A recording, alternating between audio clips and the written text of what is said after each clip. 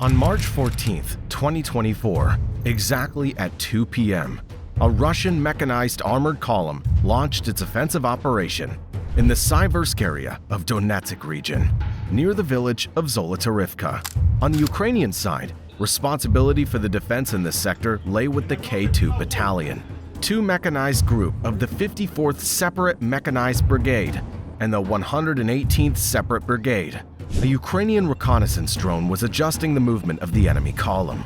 The defensive operation was directed from the main headquarters by the commander of the 20th Regiment of the K2 battalion, Kyrylo Veres. The situation in the headquarters was becoming increasingly tense.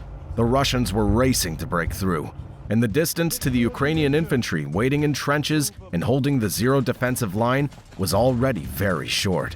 The Russian forces had to be stopped immediately. From the headquarters came the order to open mortar fire on the Russian column. Tension filled the main headquarters, as the correct adjustment of fire depended entirely on them. The Russian tank leading the column had missed the necessary turn and was now maneuvering to get back on the correct route.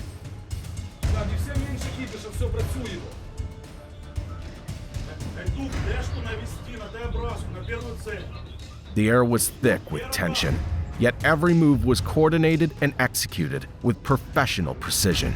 The operation to repel the enemy offensive was in full swing. The headquarters gunner gave the order to fire the MT-12 Rapira anti-tank gun at the lead tank at the head of the column. The first shot fell short of the target, but the next round from the anti-tank gun struck the tank squarely. Following the hit, the order was given to continue shelling the column with the anti-tank gun. At the same time, kamikaze drones were launched to intercept the approaching enemy armored vehicles. Kyrylo Veres informed the infantry that the enemy column had already entered the village of Zolotarivka, with the Russians advancing along the main street.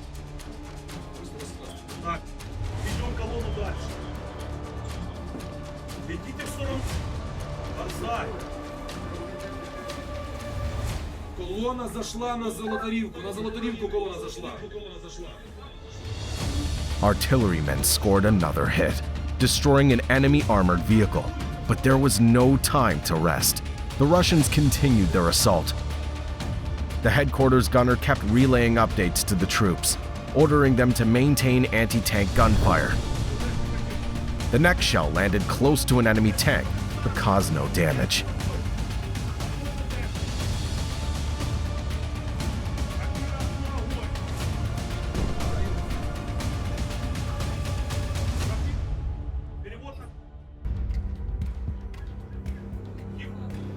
Meanwhile, the Russian column was heading straight toward minefields laid by Ukrainian infantry before the assault began.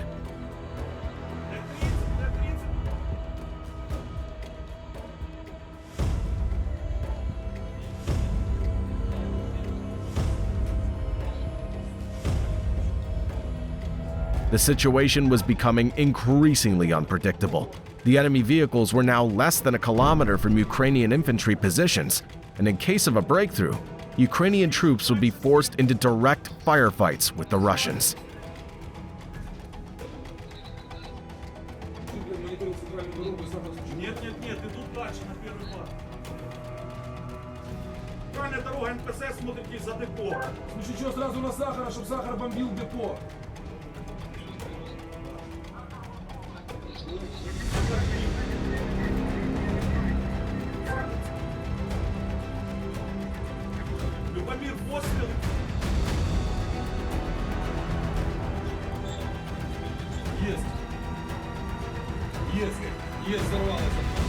Seconds later, Kyrylo Veres reported that a Russian tank had struck a mine. However, 6 more enemy armored vehicles packed with infantry were still following behind.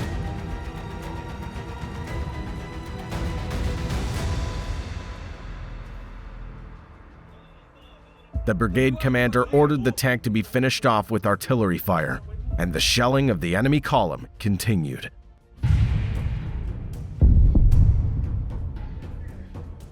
The headquarters staff noted that more mines were likely in place and expected them to detonate.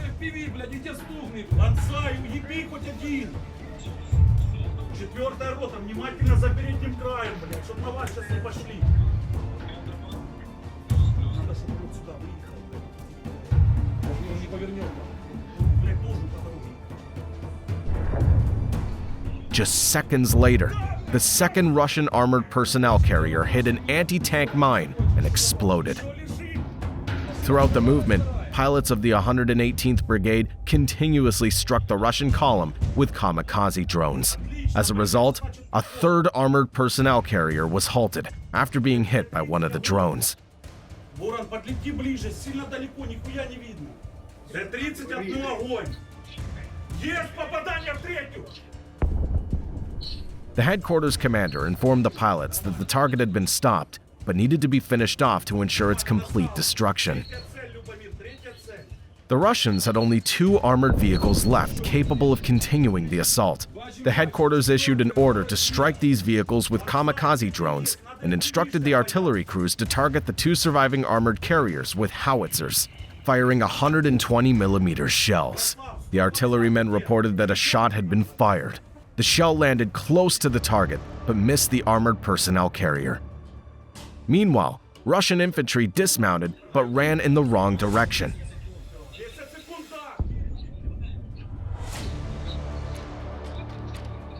The entire battlefield was shrouded in thick smoke from the destroyed vehicles, significantly reducing visibility. Ukrainian artillery continued to deliver strikes. While the shells did not score direct hits, the shrapnel still inflicted heavy damage. A command from headquarters came to hold position. As soon as Russian infantry began advancing and were spotted by a reconnaissance drone, the headquarters commander gave the order to strike with cluster munitions.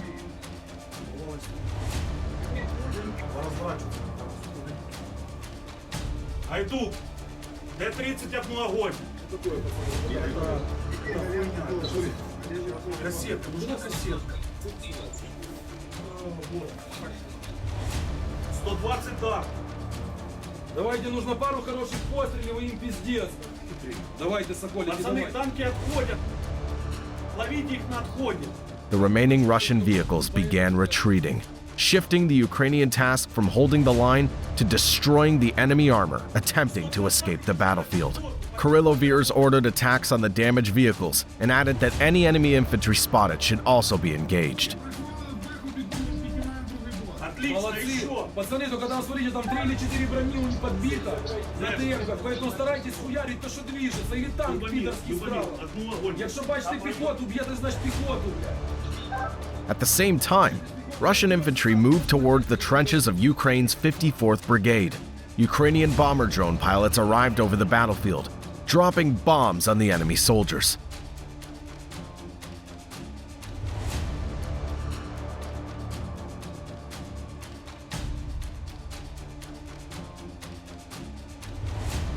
While the Russians tried to shoot down the drones with small arms fire.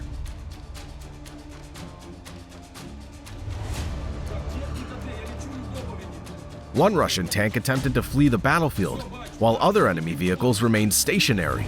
All of them had to be destroyed. 1 hour and 2 minutes had passed since the start of the assault. The Russian tank that had tried to flee the battlefield was targeted by Ukrainian artillery.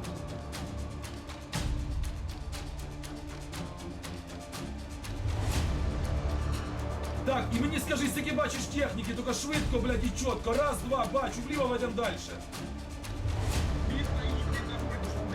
Все, сынок, влево, влево веди, блядь. Влево быстренько прошелся, посчитал, сколько еще осталось. Влево, влево.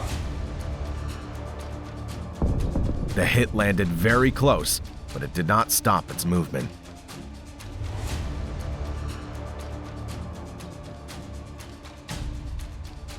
In total, 5 out of 6 enemy vehicles were destroyed, while the tank that escaped was damaged. From the Russian personnel, 42 occupiers were eliminated. After the successful repulsion of the attack, the command issued the order to cease fire.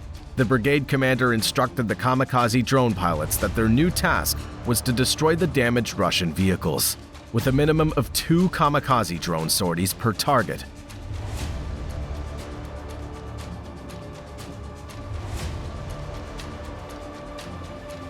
Kyrylo Veres then used a reconnaissance drone to personally inspect all the destroyed Russian equipment. After final confirmation of the destruction, the data was transmitted to the General Staff of the Armed Forces of Ukraine. The Russian assault lasted 1 hour and 2 minutes from the moment of direct engagement. Ukrainian defenders managed to crush the Russian offensive, but such assaults occur on the battlefield almost every day, and they're not always successfully stopped.